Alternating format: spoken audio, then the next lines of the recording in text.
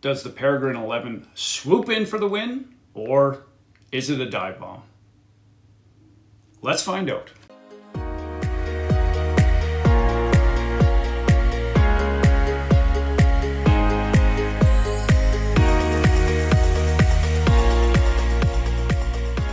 Welcome to or back to the channel, everyone. Dog Walker Dave here. Today I am going to give my full review of the Saucony Peregrine 11 after at least 150 kilometers of use. In this video today, I will go over what I like about them and maybe a couple things that I would like to see them improve upon. Before I get into any likes and dislikes, disclaimer, I have taken them for over 150 kilometers of use and I've used them in all sorts of terrain. The only terrain that I haven't encountered yet is snow, and that's bound to happen here in Alberta sooner than later, unfortunately. First off, what do I like about them? I know in my initial review, I was glowing about how these were the most comfortable pair of trail running shoes I have ever owned. And after 150 kilometers of use, I stand by that. What do I like about the comfort? Well, the midsole is quite cushioned, yet responsive. I personally am a fan of having a lower stack height on my trail running shoes because I like to feel the ground a little bit more. With that being said, even though there's only a 4mm offset between the heel and the forefoot, I am more than content with the overall stack height of this shoe. I've tried other shoes with higher stack height and more of an offset. I'm a big fan of having the low offset and a little bit closer to the ground. The nylon rock plate that they have in this trail shoe, quite protective over all types of terrain, rocks, roots, you name it. I've been over it, and the rock plate protects my foot very well. No issues whatsoever. Before I go over any more things that I like about the shoe, if you could hit that subscribe button, that really helps out the channel and I appreciate it. Next up, the outsole. Now the outsole is where literally the rubber hits the ground. The outsole on the Peregrine is very aggressive and it is excellent in all types of terrain, especially when you're going uphill. And it doesn't matter if it's wet, dry conditions, whatever it happens to be, this is a very good outsole. Nike, you could learn a few lessons from an outsole like Saucony does, or even Salomon for that matter.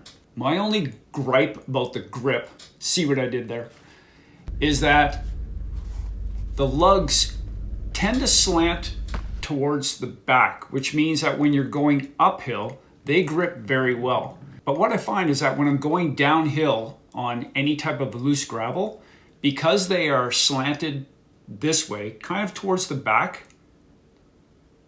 going uphill is great because it digs in quite well at the back of the lugs.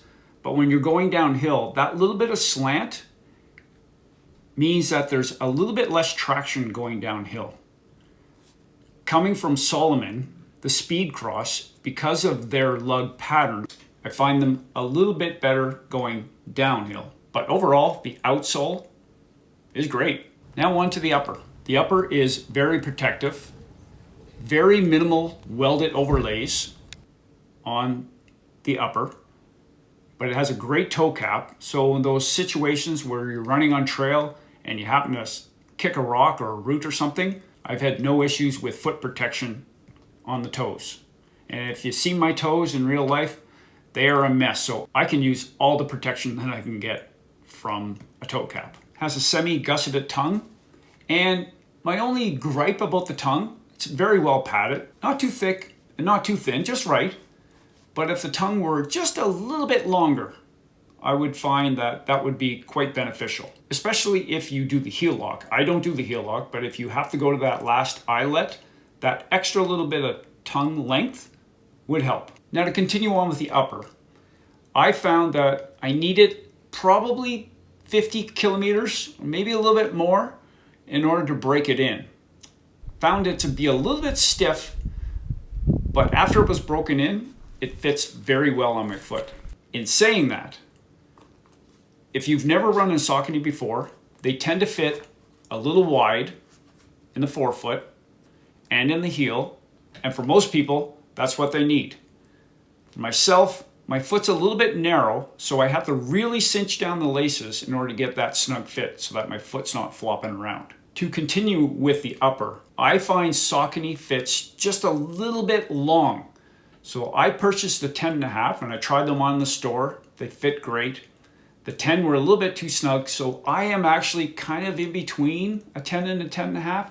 So they just fit a little bit long compared to other manufacturers. The heel counter offers a good amount of support, and the padding on the inside of the heel collar, it's padded where it needs to be, and it's not overly padded. If anything, it's just a little bit thick on the back here, which I don't believe is necessary.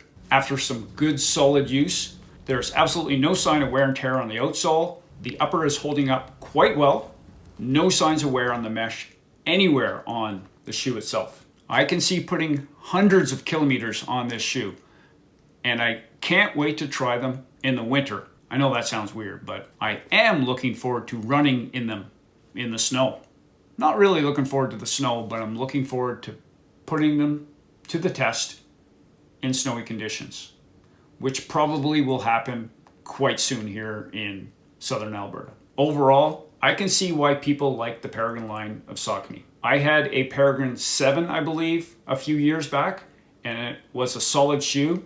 And the Peregrine 11 is another solid offering from Saucony, especially since it costs about $150 Canadian, which is actually a pretty darn good bargain, considering you could spend easily $200 on a pair of trail shoes.